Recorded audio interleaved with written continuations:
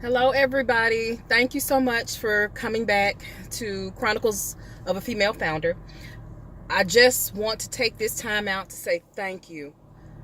I am blown away by the responses that I got from my first video and the outreach from people saying that they are where I am, they understand.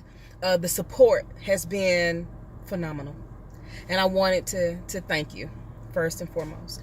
I am back in the car, Ubering. I spent the early part of my morning in the office, at my home office, working on my business. I kind of alternate in between the two. So that's how I spend most of my days. It's funny because people ask me, we want to know a day in your life. What do you do? When does your day start? My day started when I first started this business in 2016, and it has not stopped yet. Every day is totally different. I may start work at 4 o'clock in the morning. I may start work at 6. I may end it at 4 in the morning, and I may end it at 6. But I'm loving every moment of it. I wanted to take this time, this video, to let you guys know the reason why I'm here now. To understand my past is to know why I'm so passionate about what I'm doing with CPR rap. I've always worked in the medical field, love taking care of people. I was going to die working in the physical therapy department. I knew it. I found my love. I found my passion. But life has a funny way of pivoting you without you having anything to do with it at all. So my journey started in 2002. I'm married, have 3 children, 2 girls and a boy. My youngest, 2 years old at the time. And we were on a trip. I forget where we were going. We were probably just spending the day together on the weekend. I remember it being the roads and streets were very crowded. There was a lot of people out that day. Excuse me. And so I call myself a helicopter mom. I check on my children, all the time, wondering what they're up to, what they're doing. I do it today. They're in their 20s. And I still check to see if they're breathing. Is crazy. That's me. But so I'm constantly, my children are really young during that time, and I'm looking in the back seat of the car, making sure everything's okay. But this one time, I looked back there, I noticed that my baby, who was sitting in between my 2 girls, was in distress. Like he was trying to cry, but nothing was coming out.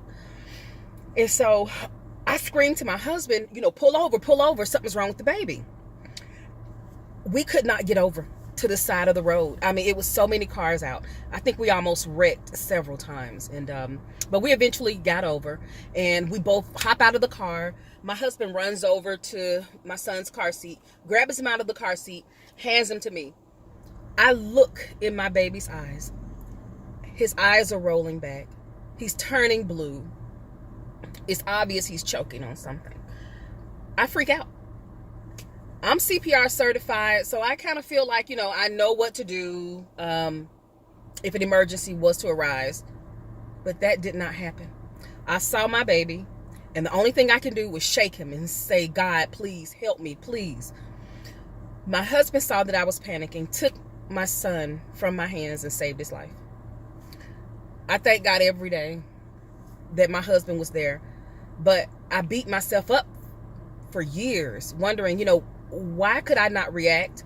What would have happened if my husband were not there? So instead of beating myself up about it and, not doing anything about it, I thought to myself, well, how can I help others? How can I help myself, if that was to happen again?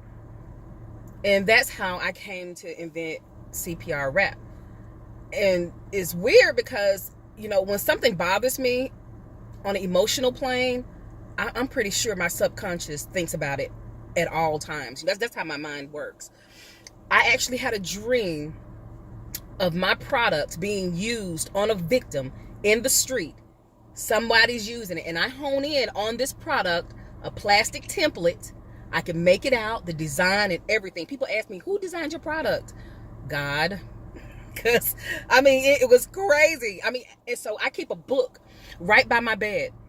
And I woke up, and sometimes I don't remember my dreams, but I remember that one vividly. And I traced out what I saw in my dream. I sat on it for a few years because, yes, I am an entrepreneur. I am an inventor, should I say, but I'm also a procrastinator. And those, they just don't mix. You know, I'm sitting on tons of ideas. But this idea would not let me rest. I constantly thought about it all the time. So I knew it was something that I had to see through. That was in 2002. 2010 was when I actually started implementing, working on it, thinking about the patent, and really thinking this could be something.